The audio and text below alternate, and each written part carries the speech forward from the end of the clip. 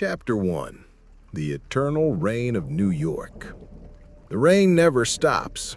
Not here. Not in New York. It falls like a verdict. Heavy, cold, pounding the asphalt as if trying to wash away the city's sins. But this city doesn't come clean. I've known that for nearly 30 years. My name is Elias Crowe, NYPD detective. 50 years old, and every one of them feels like a punch I didn't see coming.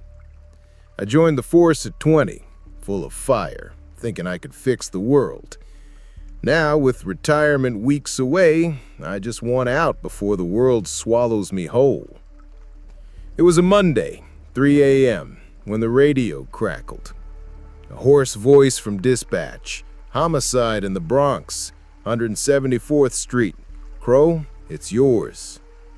I sighed, my breath steaming in the chill of my Hell's Kitchen apartment. Insomnia's been my companion for years. The call just made it official. I grabbed my badge, my gun, the old coat that smells of cigarettes I don't smoke anymore. The city was waiting, as always. I arrived at the scene at 3:47, a crumbling tenement, neon lights flickering on a broken pharmacy sign. Rain pooled in dark puddles reflecting red and blue sirens. Rookie cops kept gawkers at bay, while the stench of wet garbage and blood hung in the air. I climbed the creaking stairs to the 3rd floor, where the door to apartment 3B stood ajar. A young detective, hair slicked back, leather jacket too new, waited for me. Ryan Locke, my new partner. Transferred from Buffalo. Eyes gleaming with the kind of energy I lost back in the 90s. "Crowe, finally," he said, offering a hand. I ignored it, brushing past. "What do we got?" I asked, my voice rougher than intended. Locke gestured inside. "It's weird, Elias. Real weird." The apartment was a concrete tomb, peeling wallpaper, an old TV hissing static, and in the center, a man, or what was left of him. He sat in a tattered armchair, eyes open, glassy, staring into nothingness. White, maybe 60, gray hair, expensive suit stained red. His throat was slit, but there was no struggle, no blood splattered, just a perfect pool beneath the chair, like it was planned. On a side table, a torn page with handwritten black ink. Nel mezzo del cammin di nostra vita. I recognized it instantly. Dante, the Divine Comedy, the start of the Inferno. "Any ID?" I asked, crouching near the body, my knee popping like dry wood. Locke handed me a wallet. "Vincent Harlow, 62, real estate heir. No priors, no known enemies." I studied Harlow's face. He looked lost, like he died without knowing why. "Limbo," I muttered. Locke frowned. "What's that?" I kept my eyes on the body. "The first circle of hell, according to Dante. Limbo, for those who live without faith, without grave sin, but without salvation." Harlow was rich, comfortable, empty. Someone wanted him to know it. Locke gave a nervous laugh. "You saying this is, art?" I shook my head. "Not art, a message." I scanned the scene. No signs of forced entry. The knife, still in Harlow's hand, was silver, expensive, its handle carved with angelic figures. Odd for a suicide, perfect for a staged murder. The Dante page was yellowed, like it was torn from an old book. As Locke called for forensics, my mind drifted to another case, years back. A killer who used the 7 deadly sins to justify his crimes. Each victim was a sermon, each death a stage. I caught him, but not without scars. This felt familiar, but different, colder, more learned. Rain battered the tenement's broken windows, a relentless drumbeat. Locke returned, clutching a cheap coffee from a corner machine. "So, Elias, how do we catch this nutcase?" He was grinning like it was a game. I didn't smile. "First, stop calling him a nutcase. He's calculated. He wants us to follow his trail, and he knows I'm here." We left the apartment, descending the stairs under the weight of the rain. In a puddle, I caught my reflection, a tired man, wrinkles mapping every unsolved case, every sleepless night. 30 years on the force taught me one thing: the city doesn't forgive. And this killer, whoever he is, was starting his own journey through hell. Only he wanted to drag me along. In the car, Locke turned on the radio, but I switched it off. "Focus, kid," I said, staring through the fogged windshield. "This is just the beginning." And in the back of my mind, Dante's words echoed, a warning. "Lasciate ogni speranza, voi che entrate." Abandon all hope, ye who enter here. Chapter 2: Winds of Passion. The rain hadn't let up since the night before, turning the streets of New York into a slick, unforgiving mirror of the sky above. I sat in my cramped office at the precinct, the fluorescent lights buzzing like angry insects overhead. Files from the Harlow case were spread across my desk, photos of the body, the Dante quote, preliminary forensics reports that told me nothing I didn't already suspect. It was day 2, and the weight of it all pressed down on me like the humidity before a storm. 30 years on the job, and cases like this still clawed at my insides, reminding me why retirement couldn't come soon enough. I rubbed my temples, the headache a constant companion these days.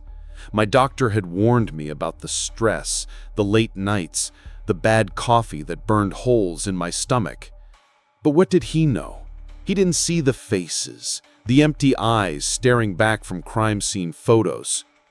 Harlow's face haunted me now, that look of bewildered resignation. Limbo. The words stuck in my mind like a splinter. Whoever did this wasn't just killing, they were preaching, using some twisted literary lens to justify the carnage. My new partner, Ryan Locke, burst through the door like a gust of wind, carrying 2 steaming cups of coffee and a stack of printouts. He was all energy, the kind that made me feel every one of my 50 years. "Morning, Elias," he said, dropping a cup in front of me. The steam rose, mingling with the stale air of the room. "Got some leads on Harlow. Turns out he was into some shady real estate deals, evicting tenants left and right for luxury condos. Fits the empty life angle, right?" I nodded slowly, taking a sip of the coffee. It was bitter, just like everything else in this city. "Maybe, but it's too neat. The killer didn't pick him at random. There's a pattern here, Ryan. Dante's Inferno isn't just a book, it's a map. And if Limbo was first..." I trailed off, not wanting to voice the obvious. Locke leaned against the desk, crossing his arms. "Second circle, right? Lust wins the toss the souls around eternally? You really think this guy's following the book chapter by chapter?" Before I could answer, my phone buzzed. A text from dispatch. Another body. This time in Manhattan, a high-end penthouse on the Upper East Side.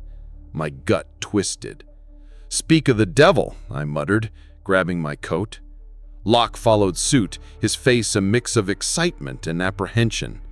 As we drove through the morning traffic, horns blaring and pedestrians dodging puddles, I couldn't shake the feeling that we were being led, like characters in someone else's story.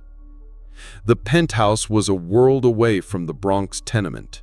Marble floors, floor-to-ceiling windows overlooking Central Park, art on the walls that probably cost more than my yearly salary. But death has a way of leveling the playing field. The victim was sprawled on a king-sized bed in the master suite, silk sheets tangled around her like a shroud. She was young, mid-20s, stunning even in death. Long dark hair fanned out, makeup still perfect, except for the smears of red lipstick. Isabella Voss, a famous model whose face I'd seen on billboards and magazine covers. Her eyes were wide open, frozen in a mix of ecstasy and terror. The cause of death was obvious, asphyxiation, but not from strangulation. Forensics would confirm it later, some kind of drug cocktail that induced a euphoric high before shutting down her respiratory system. Around her, the room was a whirlwind of chaos, feathers from torn pillows scattered everywhere, curtains billowing from an open window despite the rain outside, as if a storm had raged indoors. And there, pinned to the headboard with a jeweled dagger, another torn page. L'amor che move il sole e l'altre stelle. Dante again, but twisted. The line from Paradise, not Inferno. No, wait. I pulled out my phone, searching my notes from the library. It was adapted, but the context screamed second circle. The winds of passion, where the lustful are eternally buffeted by storms.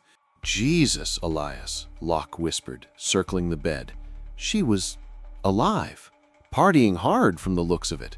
Empty champagne bottles littered the floor, along with discarded clothing, hers and someone else's. But no sign of a partner. The killer had staged it perfectly. Voss, the epitome of desire, caught in an eternal wind of her own making. I knelt by the bed, examining her hands. No defensive wounds. She'd let him in, trusted him, or her. But my instinct said him, a methodical mind, educated, with a grudge against the world's indulgences. Locke was already on the phone with the building security, barking orders.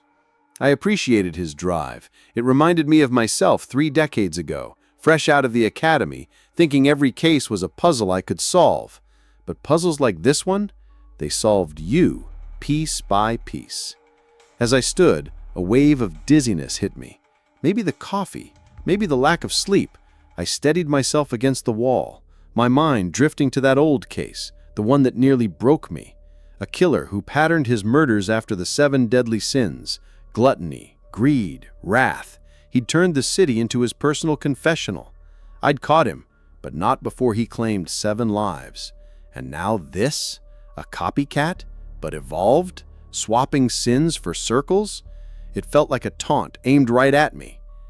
By the time we wrapped the scene, the media was swarming outside. Reporters shouting questions as we pushed through the crowd.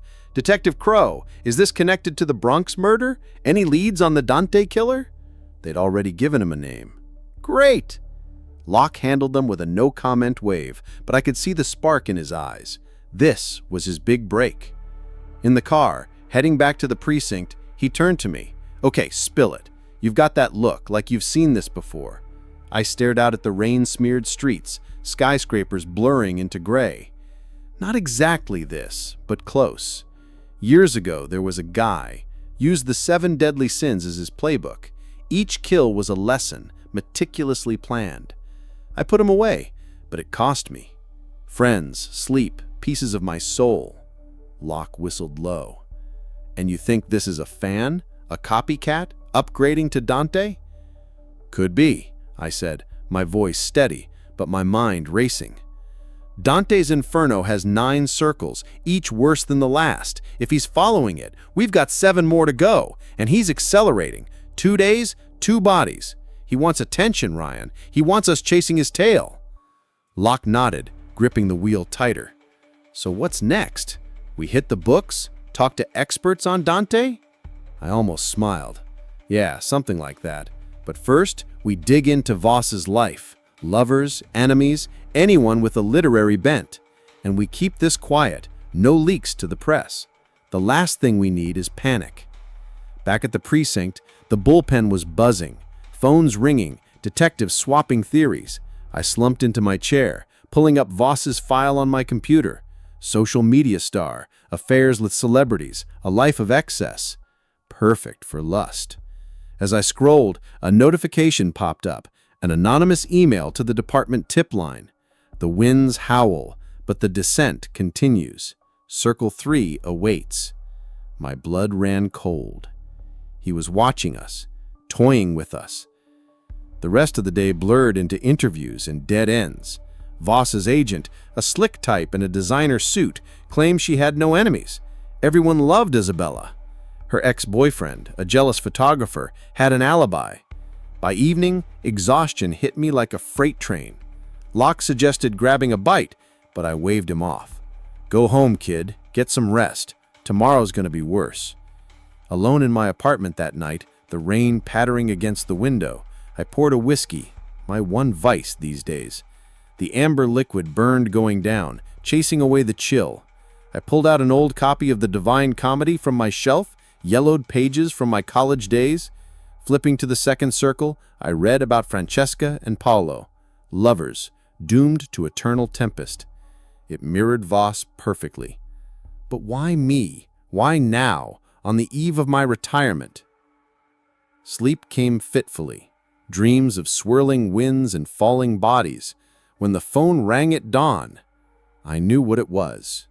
Circle 3, the gluttonous, and the city's inferno was just heating up. Chapter 3: Feast of the Damned. The Queen's skyline loomed through the fog, a jagged silhouette against a sky that refused to clear. 3 days into this case, and the rain was a constant now, like the city itself was weeping for its dead. I sat in the driver's seat of our unmarked sedan, the engine idling outside a high-end restaurant called La Dolce Vita, its neon sign flickering like a dying pulse. My name's Elias Crowe, 50 years old, a detective with the NYPD for nearly 3 decades, and every bone in my body ached for retirement. But this killer, this shadow-weaving Dante's circles into murder, wasn't letting me go quietly. Ryan Locke, my partner, sat beside me scrolling through his phone, digging up dirt on Isabella Voss's socialite circle. His energy was relentless, like a dog with a bone, but I could see the cracks forming. Sleepless nights were starting to dull his shine. "Anything useful?" I asked, my voice gravelly from too much coffee and too little sleep. He shook his head. "Just gossip. Voss was a party girl, but no one hated her enough to kill her like that.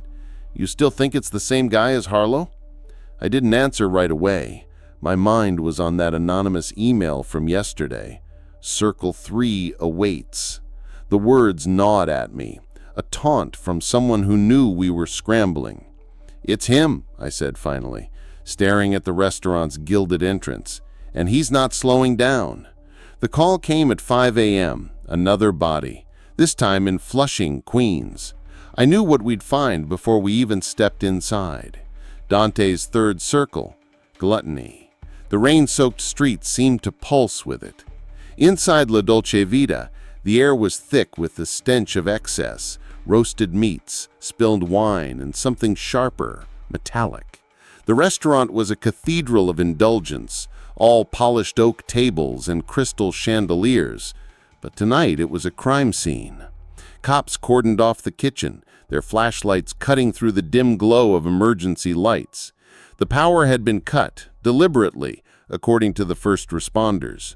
Locke and I pushed through, our shoes sticking to the floor, slick with something I didn't want to name yet. The victim was in the walk-in freezer, a grotesque centerpiece to the killer's latest sermon. He was a chef, mid-40s, obese, his apron stained with grease and blood. His name, we'd later learn, was Marco Bellini, a local celebrity known for his lavish tasting menus and TV appearances. He was slumped against a rack of frozen meats, his face bloated, mouth stuffed with what looked like raw dough, his eyes bulging in a silent scream. The freezer's cold had preserved the scene in brutal clarity. His hands were bound with kitchen twine, and his throat was clogged, suffocated by his own gluttony. Around his neck hung a laminated page, torn from an old book, with spidery black ink. "Ciacco, il porco, piange nella pioggia eterna." Dante again, referencing Ciacco, the glutton from the third circle, damned to wallow in eternal mud under punishing rain.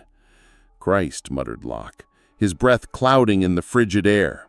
He pulled out his phone, snapping photos, but I could see his hands trembling. I didn't blame him. This wasn't just a murder. It was a performance. The freezer door had been propped open, letting the rain from an exterior vent drip in, pooling around Bellini's body in a muddy slush that mirrored Dante's vision of hell. Empty plates were stacked nearby, smeared with sauces and crumbs, as if the killer had forced him to eat until he choked. I crouched beside the body, my bad knee protesting, and studied the scene. No struggle, no defensive wounds, just like Harlow and Voss. Bellini had let the killer get close, maybe even invited him in. The dough in his mouth was fresh, kneaded with precision, not some random stuffing. The killer had planned every detail, down to the symbolic weight of the act. "He's judging them," I said, half to myself. Harlow for his empty life, Voss for her lust, and now Bellini for his gluttony. He's not just killing, he's casting them into Dante's circles. Locke paced, his boots splashing in the muddy water. Okay, so he's a scholar with the murder fetish, but why? What's the endgame? I stood, wincing as my joints cracked. Control. He's playing God, rewriting their stories. And he's watching us, Ryan. That email wasn't a fluke. Locke's eyes narrowed. You think he's targeting us too? I didn't answer. My mind was elsewhere. Back to that old case, the one that still woke me up sweating. A killer who used the 7 deadly sins as his canvas, each murder a lesson I couldn't unlearn. I'd stopped him, but the cost was steep. Friends lost, trust broken, my marriage in ashes. This new killer felt like his echo, but sharper, more deliberate. A copycat, yes, but one who'd studied his predecessor and decided to outdo him. We spent hours processing the scene. Forensics swept for prints, but I knew they'd find nothing. This guy was too careful. The restaurant staff gave us nothing useful either, just shocked whispers about Bellini's temper and his obsession with food. He lived for excess, the sous chef said, eyes darting nervously. Always tasting, always eating. I filed that away, another piece of the puzzle. Back at the precinct, the bullpen was chaos. Reporters had caught wind of the Dante killer, and the phones wouldn't stop ringing. Locke was on his laptop, cross-referencing Bellini's contacts with Voss's, looking for overlap. I sat at my desk, staring at a photocopy of the killer's latest note, Chucko, il porco, the pig, weeping in eternal rain. I pulled out my worn copy of the Divine Comedy, flipping to the third circle. Dante described gluttons lying in filth, battered by storms, guarded by the 3-headed beast, Cerberus. The image stuck with me. Bellini, stuffed and broken, a man consumed by his own hunger. Elias, you okay? Locke's voice cut through my thoughts. He was leaning over my desk, concern creasing his face. I waved him off, just thinking. This guy is moving fast. 3 days, 3 bodies. He's got a schedule, and we're falling behind. Locke nodded, but I could see the doubt in his eyes. He was young, eager, but he hadn't seen what I had, the way a case like this could hollow you out. That night, back in my apartment, the rain hammered the windows like a fist. I poured a whiskey, the glass cold against my palm, and stared at the city through the fogged glass. Somewhere out there, he was planning his next move. The 4th circle. Greed. I could feel it coming, a weight pressing on my chest. My phone buzzed. A new email, same anonymous source. The hoarders and wasters clash. Circle 4 calls. I downed the whiskey in one gulp, the burn grounding me. This wasn't just a case anymore. It was a descent, and I was running out of time to stop it. Chapter 4. Fortunes Lost. The city never sleeps, but it dreams in shadows. Wall Street at midnight is a canyon of glass and steel, its towers looming like sentinels over a kingdom of greed. The rain had eased to a drizzle, but the air was thick, heavy with the promise of another storm. I'm Elias Crowe, 50 years old, a detective with the NYPD for nearly 3 decades, and every step I take toward retirement feels like wading through quicksand. This case, this killer weaving Dante's circles into a tapestry of death, was pulling me deeper into the city's underbelly, and I wasn't sure I'd climb out. Ryan Locke sat shotgun, his face lit by the glow of his phone, as he skimmed articles about our last victim, Marco Bellini. "The press is eating this up," he said, his voice tight. "They're calling him the Dante killer everywhere now. Blogs, X-posts, even some crackpot podcast already has a theory he's a professor gone rogue." I gripped the wheel, my knuckles white. Let them talk. Noise won't catch him. But inside, I felt the pressure building, a vice around my chest. 4 days, 3 bodies, and now another call. This one pulling us to the heart of Manhattan's financial district. The crime scene was a corner office on the 47th floor of a skyscraper that screamed money. Polished granite, gold-trimmed elevators, and a view that made you feel like you owned the city. But tonight, it was a tomb. Police tape crisscrossed the glass doors of Sterling Wealth Management, and the air buzzed with the low hum of generators, the building's power cut just like at La Dolce Vita. Locke and I flashed our badges, stepping into a world of excess, now stained with death. The victim was sprawled across a mahogany desk, surrounded by piles of counterfeit $100 bills, their ink still wet, smearing like blood. His name was Edward Sterling, 55, a hedge fund titan who'd built an empire shorting markets and squeezing clients dry. His face was gray, mouth agape, eye staring at a ceiling painted with dollar signs. The cause of death was blunt force trauma, his skull crushed by a bronze statue of a bull, the Wall Street mascot, now lying beside him, its horns slick with red. The piles of fake money were arranged like a halo around his head, a cruel mockery of his life's obsession. Pinned to his chest with a letter opener was another torn page, inked in that familiar spidery script. Plutos, il lupo, guarda I tesori inutili, Dante's fourth circle, greed, where Plutus, the wolf, guards the hoarders and wasters, forever pushing weights in vain. "God damn," Locke whispered, his flashlight beam dancing over the fake bills. "This guy's not subtle, is he?" I didn't respond, my eyes locked on Sterling's face. He looked surprised, like he hadn't seen it coming. No defensive wounds, no signs of a struggle, just like the others. The killer had walked in, maybe even sat across from him, chatting about markets or mergers, before delivering judgment. The office was a shrine to avarice. Gold pens, a Rolex discarded on the floor, stock charts glowing on a screen that flickered with static. But the counterfeit bills told the real story. All of Sterling's wealth, meaningless in the end. I crouched beside the desk, my bad knee groaning, and examined the scene. The statue was heavy, solid bronze, but the killer had wielded it with precision. The fake money wasn't random either. Each bill had a faint watermark, a stylized wolf's head, tying back to Dante's Plutus. "He's getting bolder," I said low voice. "This isn't just a murder, it's a spectacle." Locke nodded, his jaw tight, and he's laughing at us. That email yesterday, circle 4 calls. He's always one step ahead. My mind churned, pulling me back to that old case, the one that still haunted my dreams. The killer who turned sins into sermons, each death a meticulously crafted lesson. I'd caught him, but not before he'd carved his message into the city's soul.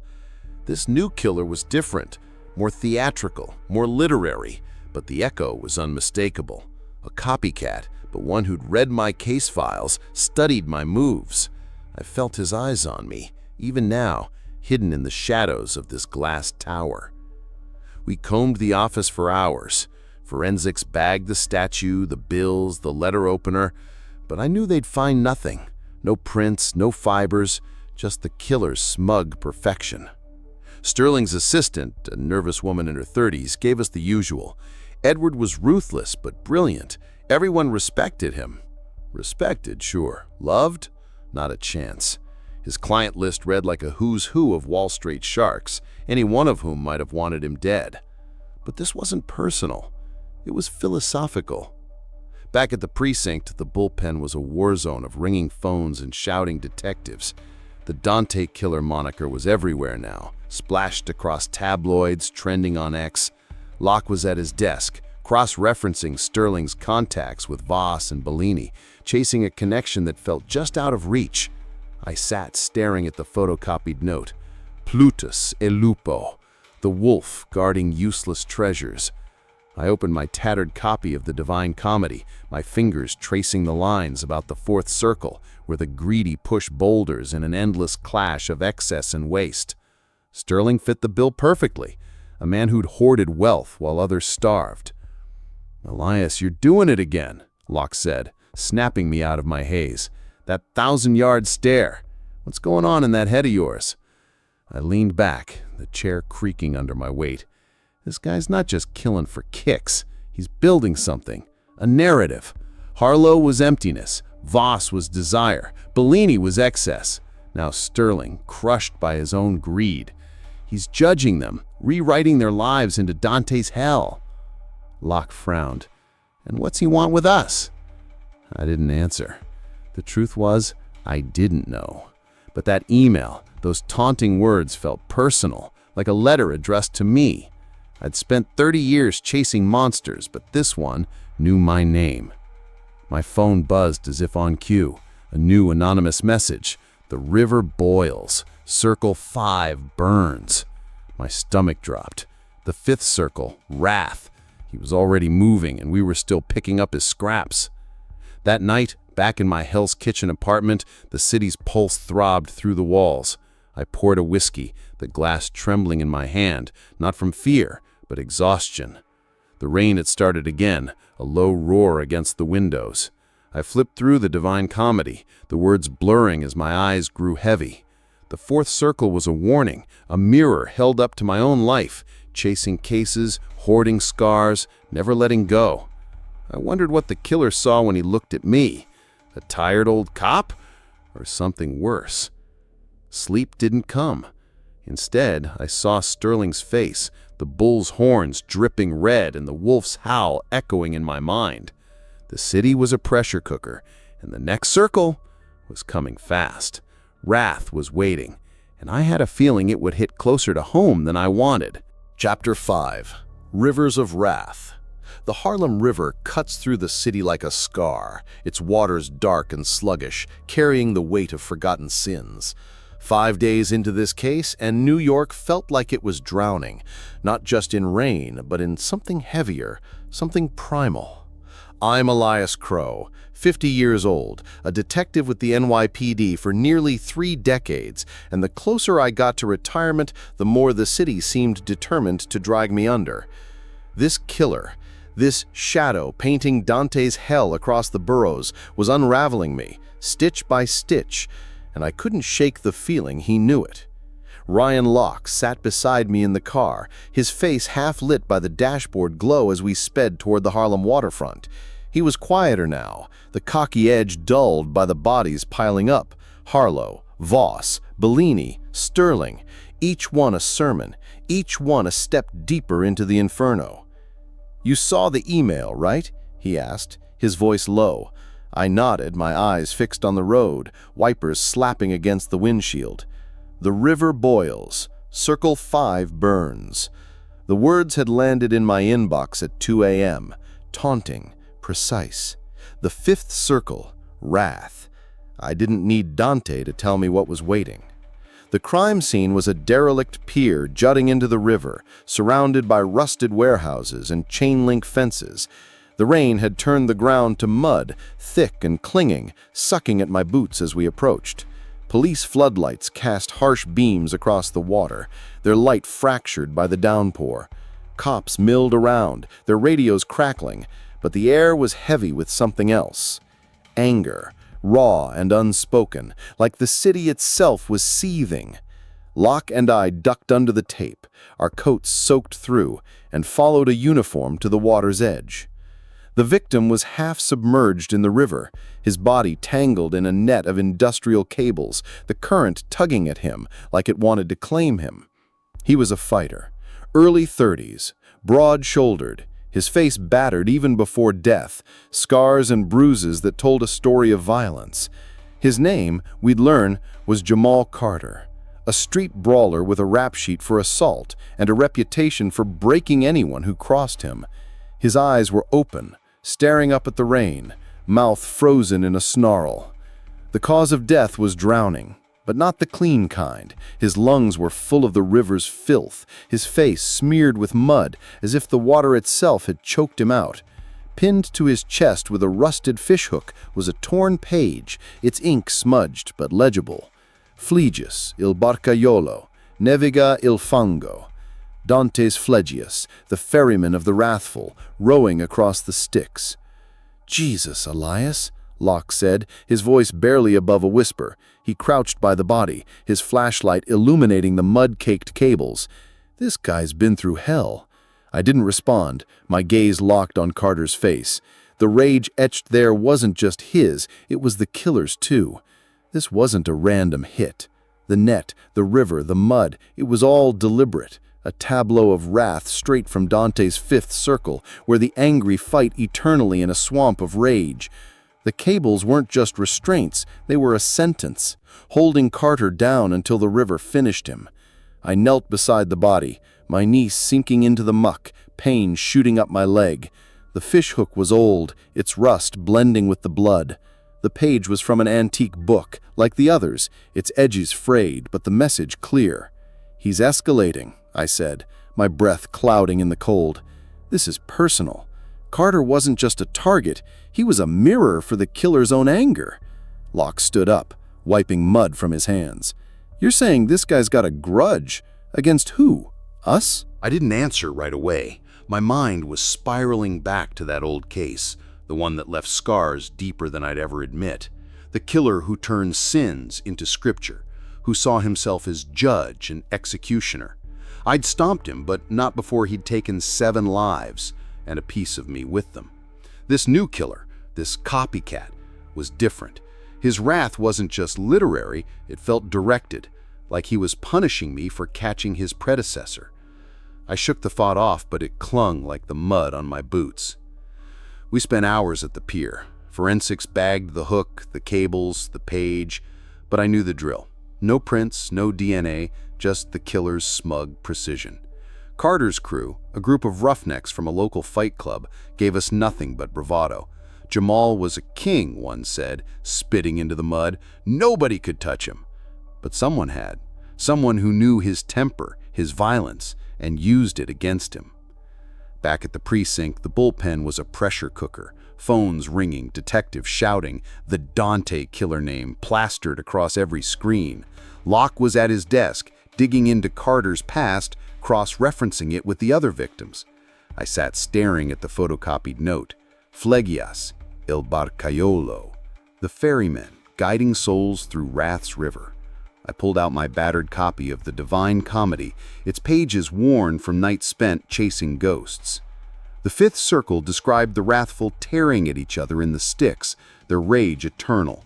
Carter fit the mold, a man who lived by anger, undone by it.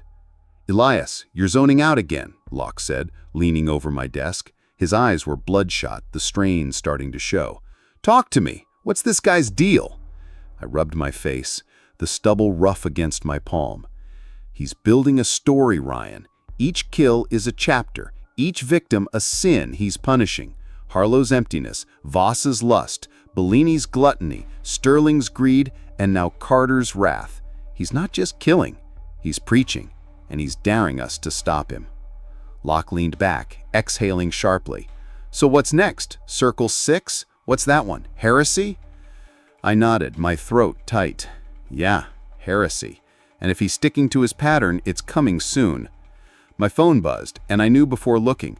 Another anonymous email. "The flames rise. Circle 6. Beckons." My heart sank. He was already moving, and we were drowning in his wake. That night, back in my Hell's Kitchen apartment, the rain roared like a beast outside. I poured a whiskey, the glass steady in my hand despite the tremor in my soul. I stared at the city through the window, its lights blurred by water and fog. My reflection stared back, a tired man, hollowed out by years of chasing monsters. The Fifth Circle was a warning, a mirror of my own buried anger, the anger I'd carried since that old case. I'd lost too much back then, Friends, family, faith. Now this killer was digging it all up again. I flipped open the Divine Comedy, the words swimming in the dim light. Heresy was next. False prophets burning in flaming tombs. I could feel the heat already, the city closing in like a furnace. The killer was out there, planning his next sermon, and I was running out of time to stop him. Sleep wasn't an option. Not tonight. Not until I found him, or he found me. Chapter 6. Flames of Heresy. The Brooklyn night was a furnace, the air thick with the smell of ash and decay. 6 days into this case, and the city felt like it was burning from the inside out, each murder stoking the flames higher. The rain had finally stopped, leaving a sticky haze that clung to my skin as I stood outside a derelict church in Bed-Stuy, its spire a broken finger pointing at a starless sky. My knee throbbed, my head pounded, but it was the weight in my chest that hurt most, a gnawing sense that this killer wasn't just ahead of me, but inside me, digging up ghosts I'd buried long ago. Locke was beside me, his flashlight cutting through the darkness as we approached the church's warped wooden doors. He hadn't slept either, his eyes sunken, the brash kid from Buffalo replaced by someone starting to feel the city's claws. "This place gives me the creeps," he muttered, kicking a beer can that skittered across the cracked pavement. I didn't respond. The anonymous email from last night still burned in my mind. The flames rise. Circle 6 beckons. Dante's 6th circle. Heresy, where false prophets burn in flaming tombs. I knew what we'd find inside, but knowing didn't make it easier. The church's interior was a ruin. Pews overturned, stained glass shattered, the altar covered in graffiti that screamed rage at a forgotten god. The air was heavy with the stench of smoke, not the kind from candles, but something sharper, chemical. Police floodlights illuminated the nave, casting jagged shadows that danced like demons. A uniform waved us toward the back, where a rusted iron gate led to the crypt. My boots echoed on the stone floor, each step a reminder of the years piling up, the cases that had led me here. The victim was in the crypt, a cavernous chamber lit by the flicker of dying emergency lights. He was a preacher, or had been, mid-50s, gaunt, his black suit charred and clinging to his skin. His name, we'd later confirm, was Reverend Thomas Hale, a televangelist who'd built a fortune peddling salvation to the desperate. He was propped inside an open stone sarcophagus, his body blackened by fire, the smell of burnt flesh searing my lungs.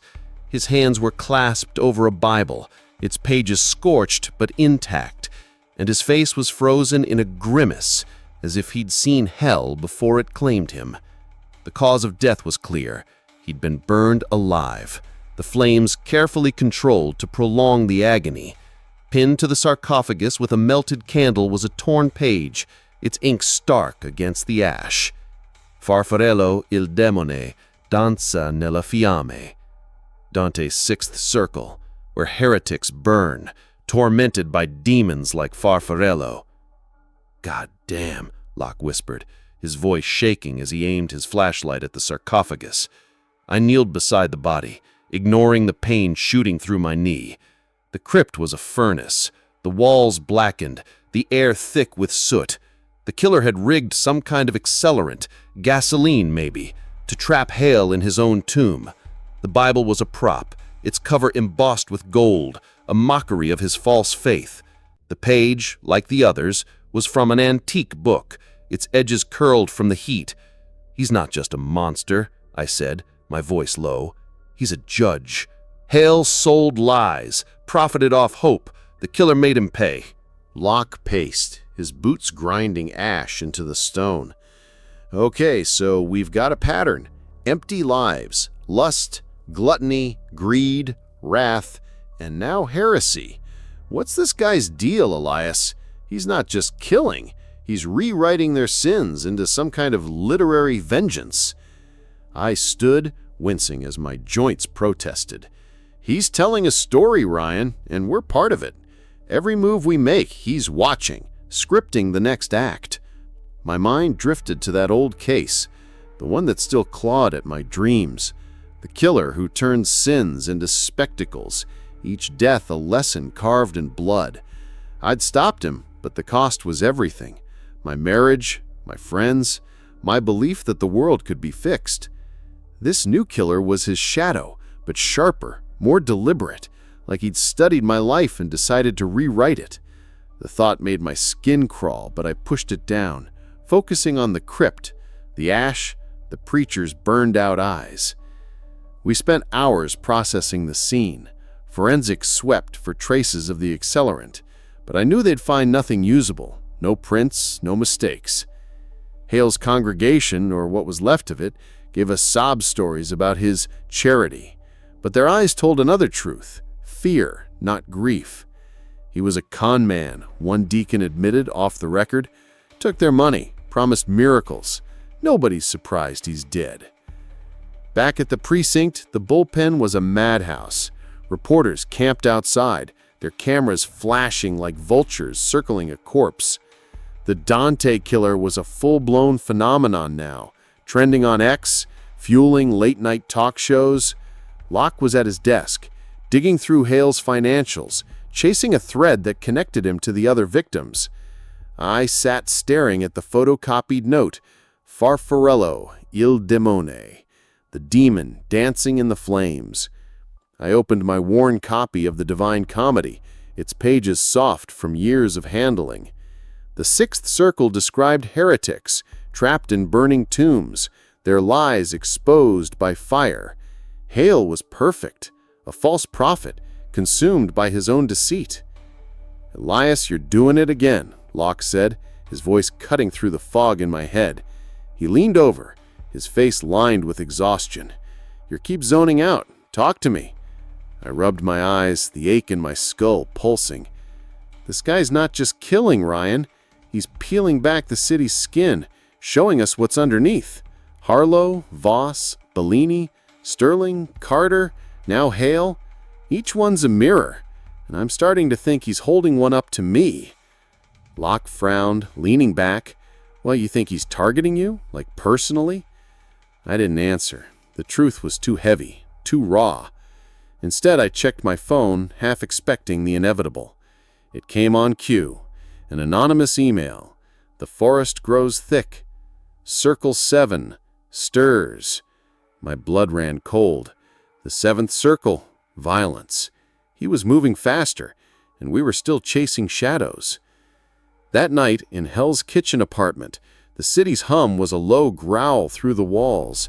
I poured a whiskey, the glass cold against my palm, and stared at the skyline, its lights smudged by the haze. My reflection in the window was a ghost, a man worn thin by years of hunting monsters. The sixth circle had burned something in me, a flicker of doubt I couldn't shake. Was this killer punishing the city, or me? I flipped open the Divine Comedy, the words sharp in the dim light. Violence was next. Blood, blades, and broken bodies. I could feel the city coiling, ready to strike, and I wasn't sure I had the strength to meet it. Chapter 7. Forest of the Violent.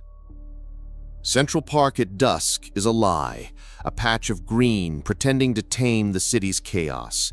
But tonight it was a graveyard, its trees clawing at a sky bruised purple by the fading light. 7 days into this case, and New York was a pressure cooker, each murder tightening the screws on my sanity.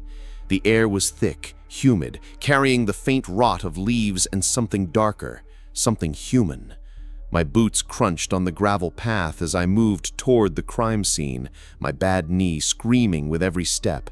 Retirement was so close I could taste it, but this killer, this shadow stitching Dante's hell into the city's veins, had other plans.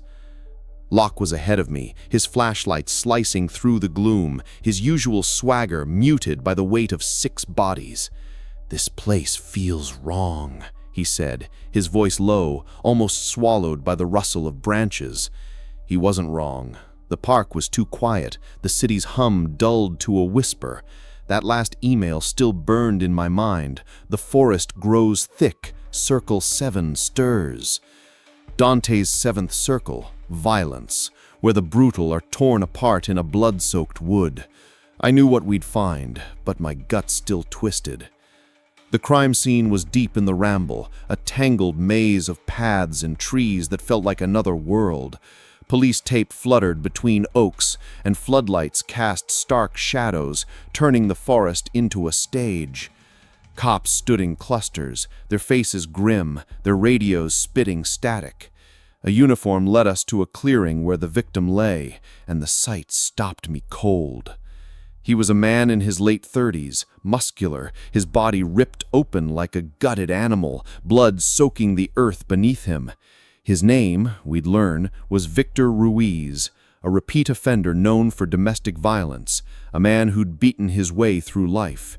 His chest was torn, ribs exposed, as if clawed by some beast. His eyes stared skyward, empty, his hands still clenched in fists. A gnarled tree loomed over him, its branches heavy with blood-soaked leaves. Pinned to the trunk with a hunting knife was a torn page, its ink bold against the bark. Minotauro, il guardiano, pace nel sangue. Dante's Minotaur, the guardian of the violent, haunting the seventh circle's bloodied forest. The wounds weren't random. Each gash was precise, deliberate, mimicking the harpy's torment in the Inferno. The killer had staged him here, in this urban wilderness, to bleed out under the trees. "Christ, Elias," Locke said, his voice hoarse as he circled the body. "This guy's been shredded."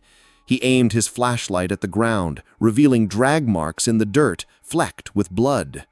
I knelt beside Ruiz, my knee sinking into the damp earth, pain flaring like a warning. The cuts were clean, surgical, but the sheer number spoke of rage, a controlled, calculated rage. "He didn't just kill him," I said, my breath clouding in the chill. "He punished him." Ruiz was violence incarnate, and the killer turned it back on him. Locke shook his head, his jaw tight. "This is getting worse. First limbo, then lust, gluttony, greed, wrath, heresy. Now this? He's running through Dante like it's a checklist." I stood, wincing, my eyes on the knife. Its blade was etched with a labyrinth pattern, a nod to the Minotaur. He's not just checking boxes, Ryan. He's building a cathedral of pain, and we're his congregation. My mind slipped back to that old case, the one that still lived in my nightmares, the killer who turned sins into scripture, each death a sermon I couldn't forget. I'd caught him, but the cost was my soul. Friends gone, my marriage in ashes, my faith in anything good burned away. This new killer was his echo, but louder, sharper, like he'd read my life and decided to rewrite the ending. Every crime scene felt like a letter addressed to me, and this one hit too close. Violence wasn't just Ruiz's sin, it was mine, buried deep, the anger I'd carried through 30 years of dead bodies and broken promises. We scoured the clearing for hours. Forensics bagged the knife, the page, scraps of torn clothing, but I knew the routine. No prints, no mistakes, just the killer's smug perfection. Ruiz's neighbors painted an ugly picture, a man quick with his fists, feared by his family, untouchable on the streets. "He got what he deserved," one said, her voice cold. But nobody deserved this. Not like this. Back at the precinct, the bullpen was a circus. Reporters banging on the doors, ex-posts screaming about the Dante killer. Locke was at his desk, cross-referencing Ruiz's rap sheet with the other victims, chasing a thread that kept slipping away. I sat staring at the photocopied note. Minotauro, il guardiano. The Minotaur, feeding on blood. I opened my tattered Divine Comedy, its pages soft from years of handling. The seventh circle was a slaughterhouse. Suicides turned to trees, the violent torn by beasts. Ruiz was a perfect fit, his life a monument to brutality, dismantled by a killer who saw himself as justice. "You're doing it again, Elias," Locke said, his voice sharp with worry. He leaned over, his face etched with fatigue. You look like you're carrying this guy's whole damn hell. I rubbed my temples, the headache a constant now. Maybe I am, Ryan. This killer's not just picking victims. He's picking at me, my past, my failures. Every scene feels like he's daring me to remember. Locke leaned back, exhaling hard. So what's next? Circle 8? That's, what? Fraud. I nodded, my throat dry. Yeah, fraud. Liars, thieves, deceivers. He's not slowing down. My phone buzzed, right on cue. An anonymous email. The pits deepen. Circle 8 whispers. My heart sank. He was already moving, and we were still lost in his maze. That night, in my Hell's Kitchen apartment, the city's pulse was a low roar through the walls. I poured a whiskey, the glass heavy in my hand, and stared at the skyline, its lights sharp against the dark. My reflection was a stranger, a man carved hollow by years of chasing shadows. The seventh circle had stirred something in me, a rage I'd buried under decades of control. This killer wasn't just punishing his victims, he was punishing me, forcing me to face the violence I'd carried, the blood on my own hands. I flipped open the Divine Comedy, the words stark in the dim light. Fraud was next, deceivers trapped in pits, their lies exposed. The city felt like it was closing in, a trap I couldn't escape. I downed the whiskey, the burn sharp but fleeting. The killer was out there, sharpening his next blade, and I was running out of time to stop him or to save myself. Chapter 8. Pits of Fraud.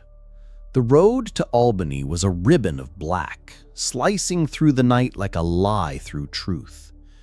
8 days into this case, and New York felt like a maze with no exit, each turn leading deeper into the killer's mind. The city had faded behind us, replaced by the hum of the highway and the flicker of sodium lights, but the weight of the murders, Harlow, Voss, Bellini, Sterling, Carter, Hale, Ruiz, clung to me like damp rot. My hands gripped the wheel, knuckles pale as the ache in my knee pulsed in time with my heartbeat. Retirement was a distant dream now, drowned out by the killer's voice whispering through anonymous emails.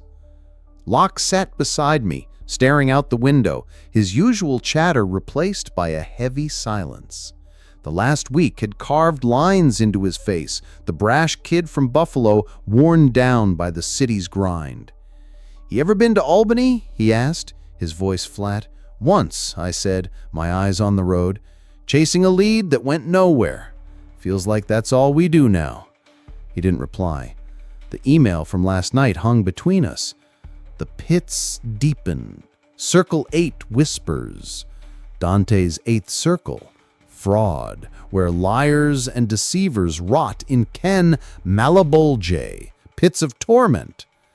I knew what was waiting, but the knowing didn't ease the dread. The crime scene was a construction site on the outskirts of Albany, a half-built office complex abandoned mid-project, its skeletal beams jutting into the fog like broken bones. The air was thick with dust and the sour tang of wet cement. Police floodlights cast harsh shadows, turning the site into a labyrinth of steel and dirt. A local cop, his face pale, led us to a pit meant for a foundation, now a grave. "He's found him an hour ago," he said, his voice trembling. "Never seen anything like it." The victim was buried up to his neck in the pit, his face caked with mud, eyes wide with terror. He was in his late 40s, balding, his tailored suit shredded and stained with earth. His name, we'd learn, was Senator Paul Grayson, a rising star in state politics with a trail of broken promises and offshore accounts.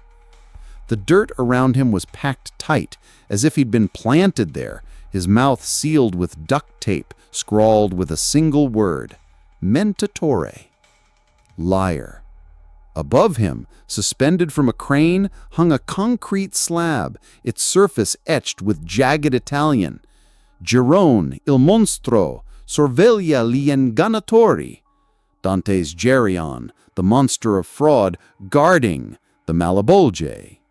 The slab hadn't fallen, but it didn't need to. The threat was enough. Grayson had suffocated, the earth crushing his lungs, his lies buried with him. "Jesus, Elias," Locke whispered, his flashlight trembling as it swept the pit. "This guy's playing God." I knelt beside the pit, my knees sinking into the mud, pain flaring like a spark. The duct tape was deliberate. The word mentatore was written in the same spidery imp as the others. The slab was a warning, its weight looming like judgment. "He's not playing God," I said in a low voice. "He's rewriting the world. Grayson lied for power, cheated for gain. The killer made him choke on it." Locke paced, his boots kicking up dust. 8 circles, 8 bodies. This guy's got a plan, and we're just, what, his audience? His voice cracked, frustration bleeding through. I stood, wincing, my eyes on the slab. The etching was crude but precise, carved with something sharp, a chisel, maybe. He's not just killing Ryan. He's exposing them. Each victim's a sin, a lie. He's peeling back, and he's getting closer. To us. To me. My mind spiraled to that old case, the one that still burned in my dreams. The killer who turned sins into scripture. Each death a sermon I couldn't unlearn. I'd stopped him, but the cost was everything. My wife gone, my friends lost, my faith in justice reduced to ash. This new killer was his shadow, but more cunning. His crimes a mirror of my failures. Grayson's death felt personal, like the killer knew my history, my own lies, the compromises I'd made to survive 30 years on the force. We scoured the site for hours. Forensics bagged the tape, the slab, scraps of Grayson's suit, but I knew the routine. No prints, no mistakes, just the killer's cold precision. Grayson's aides gave us the usual. The senator was a visionary, loved by all. But their eyes told a different story. Fear, guilt, secrets. A whistleblower's leak dug up later revealed Grayson's corruption, bribes, blackmail, a campaign built on fraud. The killer had chosen him perfectly. Back at the precinct, the bullpen was a war zone.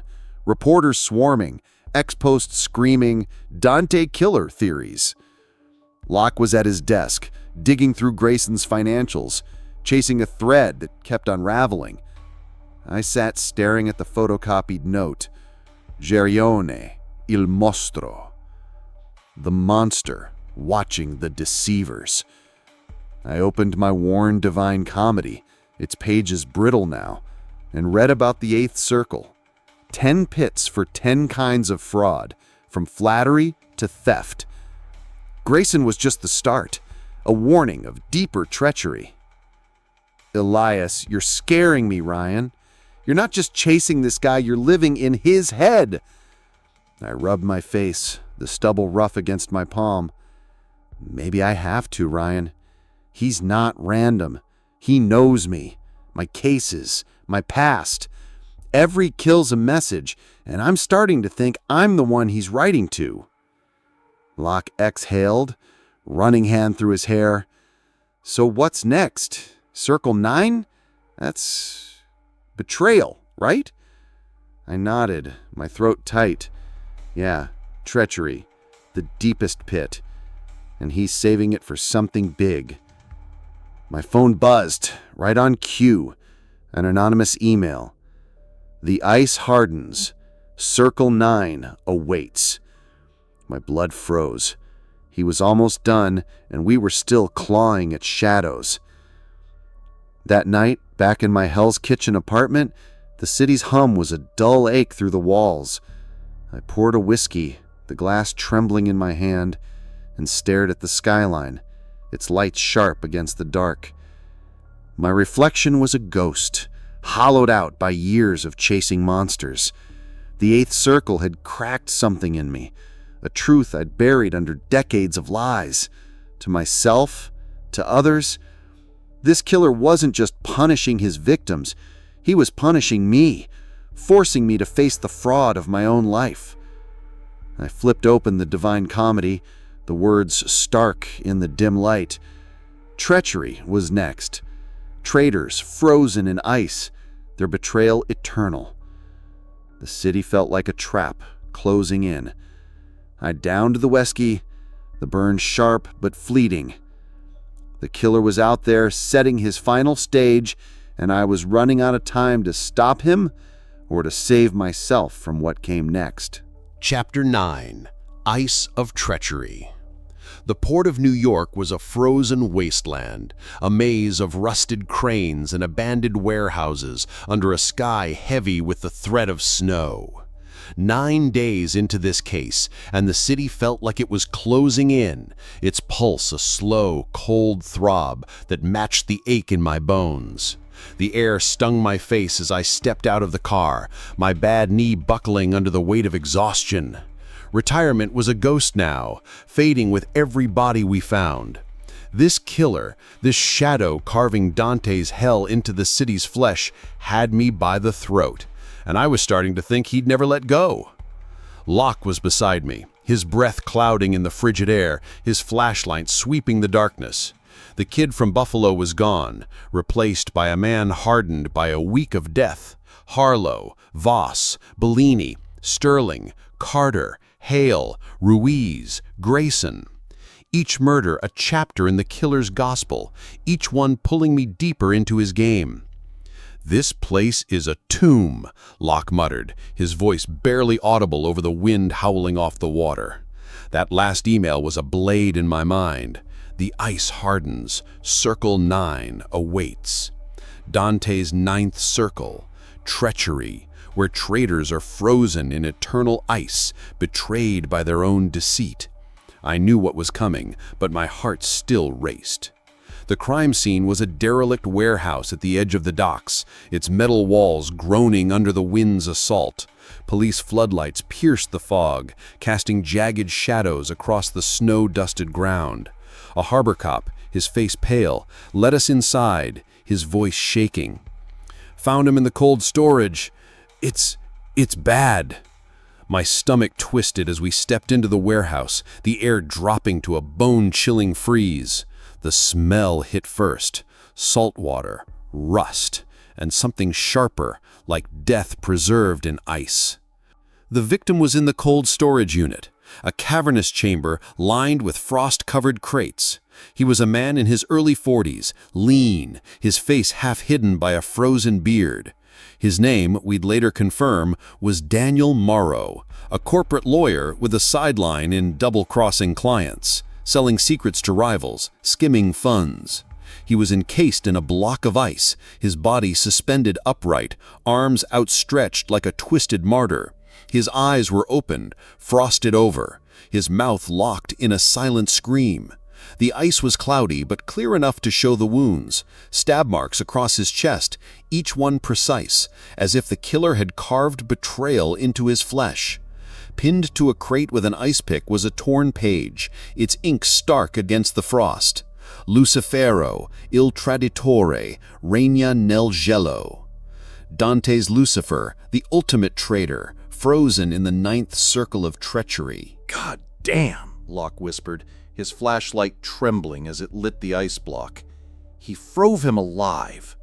I stepped closer, my boots slipping on the icy floor, pain shooting through my knee. The ice was deliberate, poured in layers to trap Morrow while he was still breathing. The stab wounds weren't fatal. They were punishment, meant to linger. The page, like the others, was from an antique book, its edges brittle with cold. "He's judging them," I said, my voice echoing in the chamber. "Morrow betrayed everyone, clients, partners, maybe even the killer. This is his sentence." Locke paced, his breath forming clouds. 9 circles? 9 bodies? Is this it? His grand finale? His voice was desperate, clinging to hope. I shook my head, my eyes on the ice pick's glinting edge. No, he's not done. This is too clean, too perfect. He's building to something bigger. My mind churned, dragging me back to that old case. The killer who turned sins into scripture, who'd forced me to face my own failures. I'd caught him, but the cost was my life, my marriage, my friends, my belief in anything good. This new killer was his mirror, but crueler. His crimes a taunt aimed at my soul. Morrow's frozen stare felt like a warning, a reflection of my own betrayal, the times I'd bent the truth to close a case, the lies I'd told myself to keep going. We scoured the warehouse for hours. Forensics chipped at the ice, bagged the pick, the page, but I knew the drill. No prints, no mistakes, just the killer's icy precision. Morrow's colleagues gave us nothing but polished lies. Daniel was a shark, but loyal. Loyal to himself, maybe. Records showed he'd sold out half his firm, trading secrets for cash. The killer had chosen him perfectly. Back at the precinct, the bullpen was a ghost town. Reporters had moved on to fresher stories, but the Dante killer still haunted every screen. Locke was at his desk, digging through Morrow's emails, chasing a connection that kept slipping away. I sat staring at the photocopied note. Lucifero, il traditore. Lucifer, the traitor, reigning in ice. I opened my battered Divine Comedy, its pages crumbling now, and read about the Ninth Circle. Traitors, frozen in cositas, their tears locked in eternal frost. Morrow was a perfect fit, his life a web of deceit, undone by a killer who saw himself as truth. "He's judging them," I said, my voice echoing in the chamber. "Elias, you're killing me with that look," Locke said, his voice sharp as he leaned over my desk. "You're not just chasing this guy, you're drowning in him." I rubbed my eyes, the headache a dull roar. "Maybe I am, Ryan. He's not random. He knows my past, my cases. Every kill's a mirror, and I'm starting to see myself in it. Every lie, every compromise." Locke leaned back, his face tight. "So, what's next? He's done 9 circles. Where's he going now?" I didn't answer.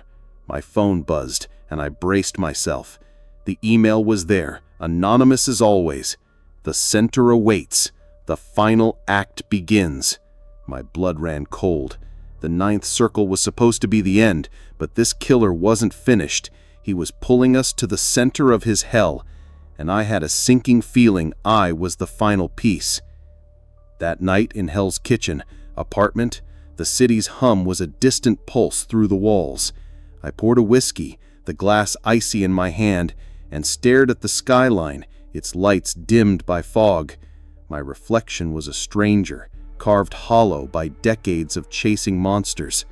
The 9th circle had broken something in me, a truth I couldn't dodge, my own betrayals, the times I'd turned away from justice to survive.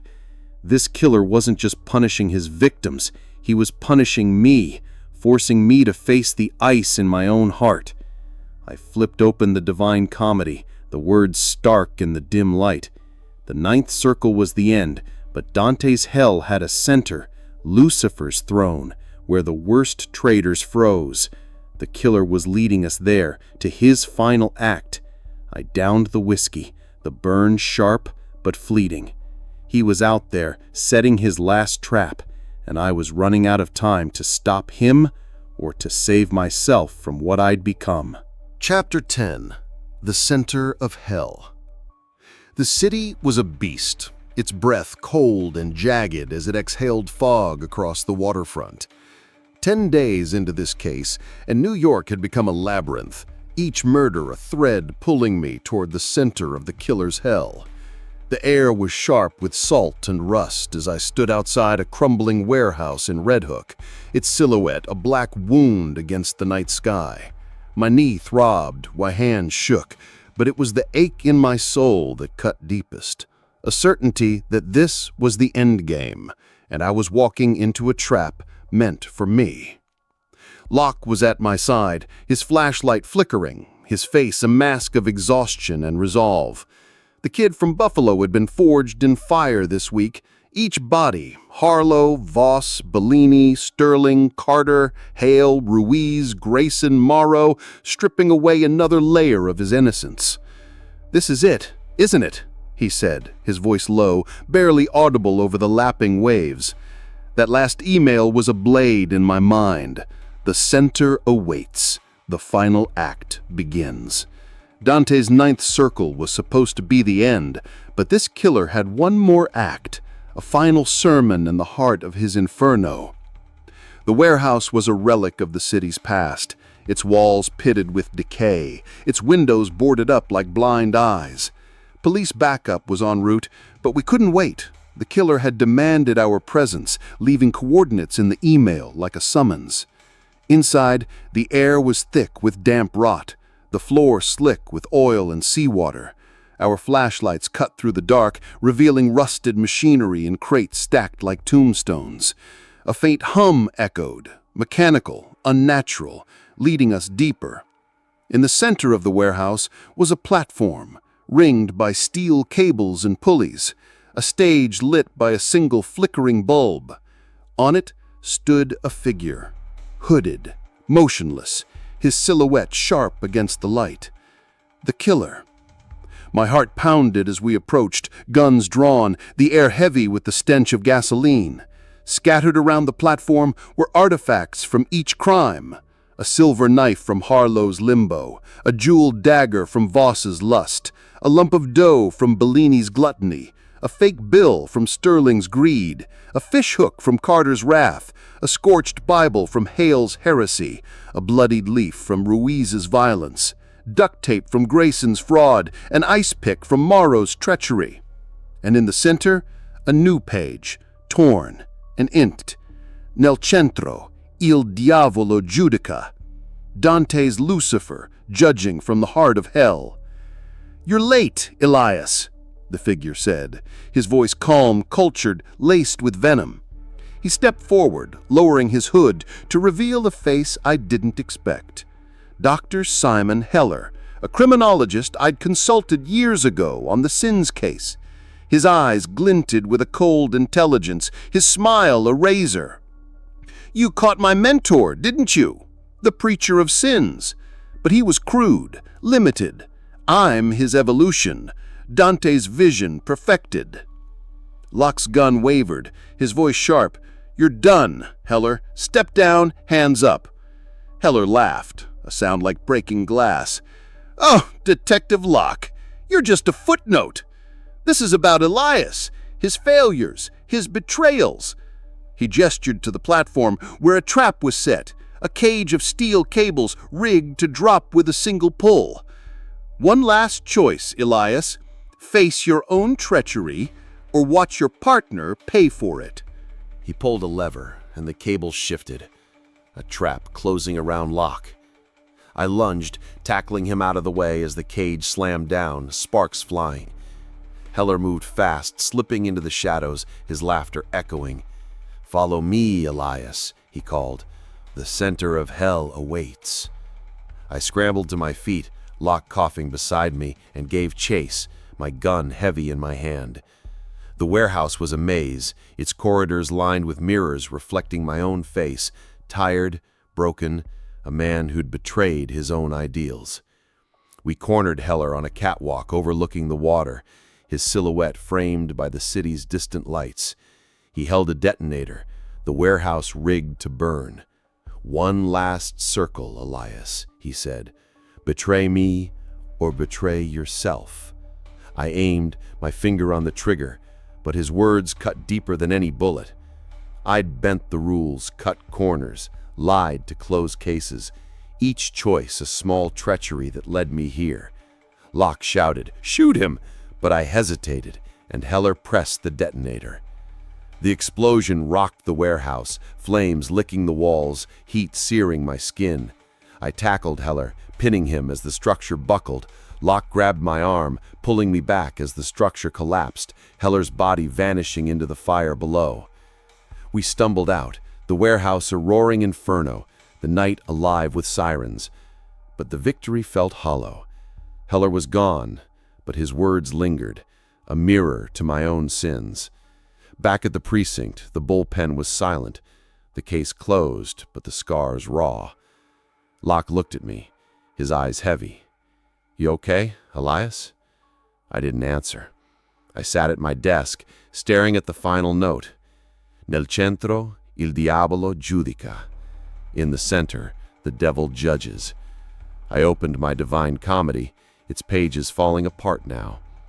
Dante's hell ended with Lucifer, but mine was just beginning. I'd stopped the killer, but not the truth he'd forced me to face.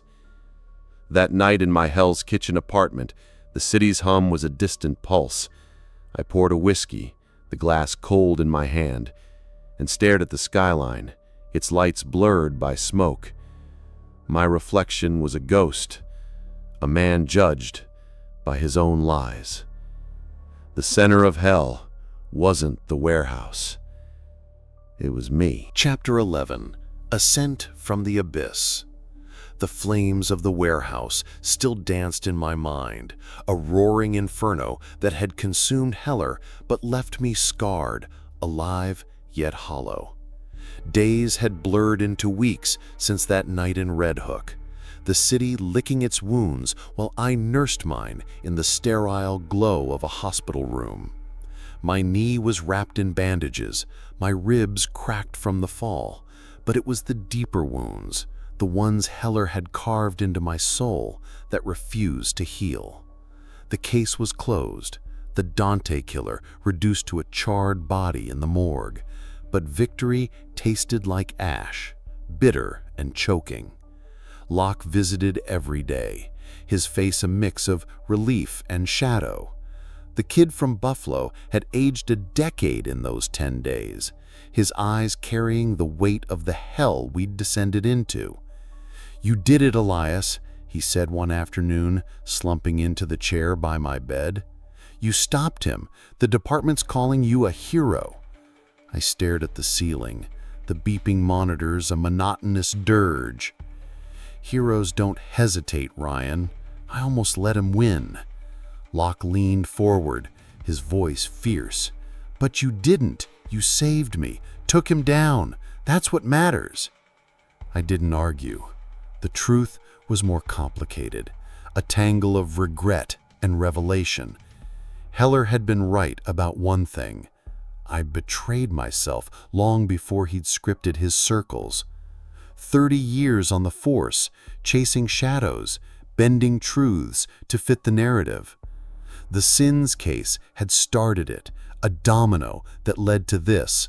A copycat who'd idolized his mentor and twisted Dante's vision into a mirror from my failures.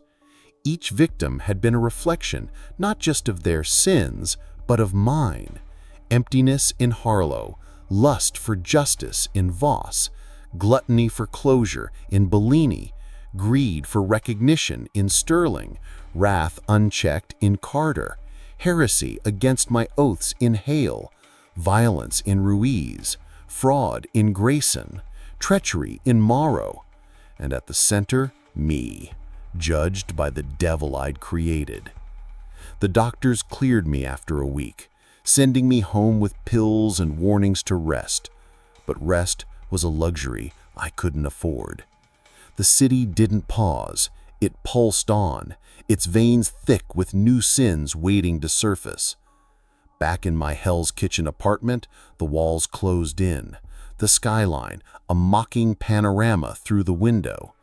I poured a whiskey, the glass heavy in my bandaged hand, and sat in the dim light, the bottle of pills untouched on the table. Retirement papers lay beside them, signed but not submitted. I'd decided to hold off, to stay in the fight a little longer. The Inferno hadn't released me yet. Locke came by that evening, carrying takeout and a file under his arm. "Thought you'd want to see this," he said, dropping the folder on the coffee table. It was Heller's profile, Simon Heller, Ph.D. in criminology, a man who'd shadowed my career, attended my lectures, even consulted on cases. His obsession had started with the sins killer, a man he'd visited in prison, learning from his masterpiece. Heller had evolved it, choosing Dante for its depth, its poetry, turning murders into a symphony of judgment. He targeted you from the start, wanted to break you, like you broke his idol. I nodded, flipping through the pages. Photos of Heller's lair, a hidden apartment filled with Dante manuscripts, victim dossiers, even clippings of my old cases. He'd left a manifesto, scrawled in the margins of his Divine Comedy. The detective is the ultimate traitor, betraying the guilty by catching them, betraying the innocent by failing. Elias Crowe will descend and rise anew. I closed the file, the words echoing in my head. He almost succeeded, I said, made me question everything. Locke leaned forward, his eyes intense. But you didn't break. You fought back. That's the lesson I learned from you. Keep going, even when hell pulls you under. I managed a half smile, the first in days. Locke had grown, his optimism tempered by reality, but not extinguished. He was the future of the Force, a reminder that not all was lost in this city of shadows. As the weeks turned to months, the rain returned, a relentless drum against the windows, washing the streets, but never cleansing them. The case faded from the headlines, replaced by new horrors, but its legacy lingered in me. I returned to the precinct, my limp more pronounced, my gaze sharper. The chief offered me the desk job, a quiet exit, but I turned it down. Not yet, I said. There's still work to do. Walking the streets again, I saw the city differently, its layers peeled back, revealing the inferno beneath. Dante's circles weren't just a killer's playbook. They were the human condition, sins we all carried. Harlow's limbo echoed in the homeless huddled under bridges, Voss's lust in the neon-lit clubs, Bellini's gluttony in the overflowing dumpsters, Sterling's greed in the towering banks, Carter's wrath in the alley fights, Hale's heresy in the empty churches, Ruiz's violence in the scarred faces, Grayson's fraud in the politicians' smiles, Morrow's treachery in the whispered deals, and at the center, Lucifer's judgment, ours own. One rainy evening, I met Locke at a bar near the precinct, the kind with dim lights and worn stools. We raised glasses to the fallen, to the victims whose sins had sealed their fates. "What now?" he asked, his voice steady. I stared into my whiskey, the amber liquid swirling like a storm. "We ascend," I said, "from the abyss. We keep fighting because the alternative is to freeze in our own hell." As I stepped out into the rain, the city enveloped me, its lights refracting through the downpour like stars in a fractured sky. The inferno was eternal, but so was the climb out of it. I'd delayed retirement, choosing the fire over the ice, redemption over resignation. Heller was gone, but his echo remained, a reminder that the true devil was within, and the ascent was never easy, but it was mine to make, one painful step at a time.